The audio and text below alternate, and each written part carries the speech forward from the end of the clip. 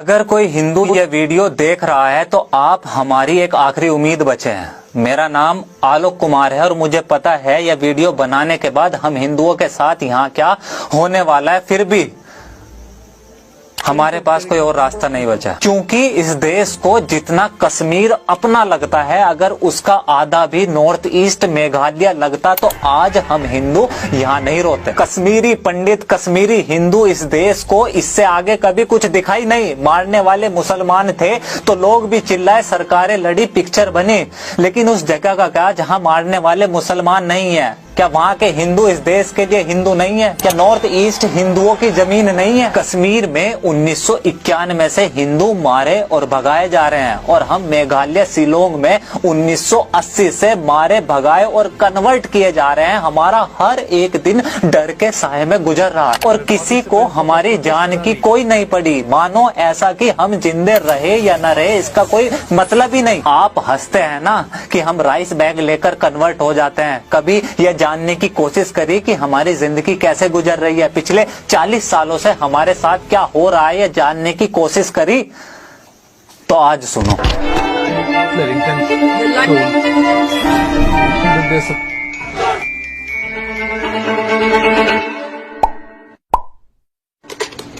आपको हमारी कहानी इंटरनेट या गूगल पर नहीं मिलेगी, क्योंकि ना तो आज तक किसी को कोई फर्क पड़ा और ना ही कभी किसी की लिखने की हिम्मत बनी। दरअसल मेघालय में हम हिंदू माइनॉरिटी में हैं। मुश्किल से 11-12% ही बचे हैं।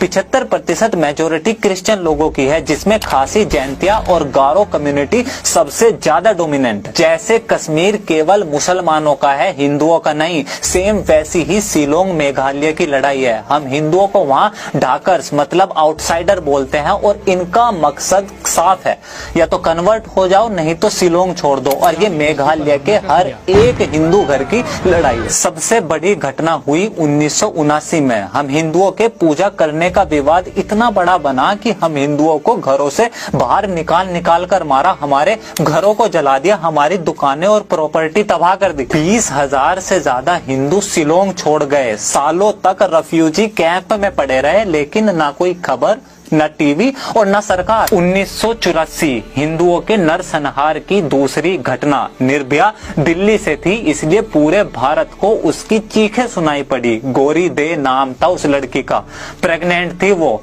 उसके पति के सामने बांधकर रेप और फिर धारदार बांस को उसकी आंतों तक घुसा दिया। यहाँ लोगों के कानों में वो चीख आज भी गूंजती है, लेकिन गले से आवाज नहीं निकलती।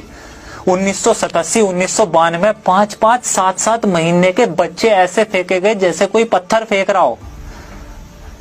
जिंदा लोगों को सरेआम जला दिया। तब से और आज तक आए दिन हिंदुओं पर हमले चल रहे हैं।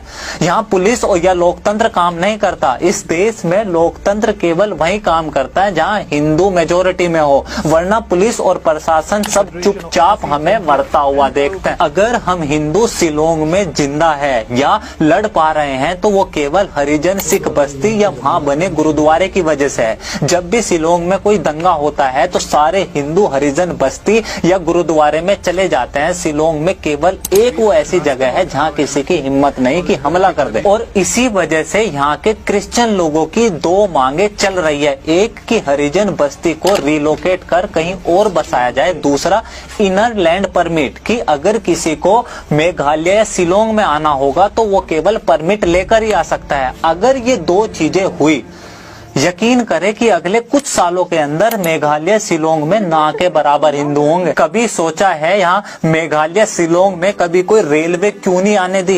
ये लोग नहीं चाहते कि यहाँ देश भर से ज्यादा संख्या में हिंदू आए या यहाँ आके नौकरी या बिजनेस करें। आज आप कश्मीर में जमीन खरीद सकते हैं, लेकिन मेघालय में कोई हिंदू जमीन नहीं खरीद सकता। सारी गवर्नमेंट जॉब पहले से ही रिजर्व है। 80% प्राइवेट जॉब ऑलरेडी रिजर्वेशन में है। टैक्स केवल हिंदू देंगे, दुकान और बिजनेस का प्राइवेट हम हिंदुओं को नहीं मिलेगा। स्कूलों में हिंदू बच्चे टॉयलेट नहीं जाते कि वहाँ कोई मार न दे।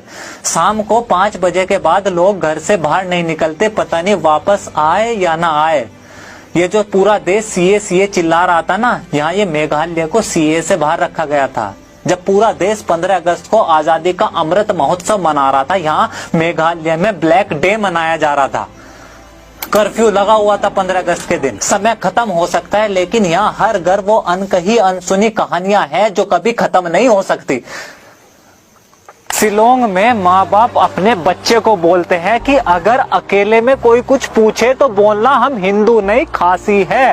ये सब इस देश की मेजोरिटी हिंदुओं के साथ उनके ही देश में चल रहा है। ये सीएए के समय बोल रहे थे ना कि कश्मीर में उस समय हम होते तो कोई भी हिंदू पलायन नहीं करता। 30 साल बाद आज आप हैं और नॉर्थ ईस्ट मेघालय वही कश्मीर दोहरा रहा है। आपने कुछ करा या आप कुछ कर सकते हैं, और अगर जब कुछ बस की ना हो तो आपसे हाथ जोड़कर प्रार्थना है कि अगली बार किसी हिंदू को राइस बैग लेकर कन्वर्ट होता देखे तो उस पे हंसना मत, बल्कि सनातनी खून होने के बावजूद ऐसे मुर्दों की तरह जीने पर, अपने जीवन पर धिक्कार करना और हमारी चिंता मत करना।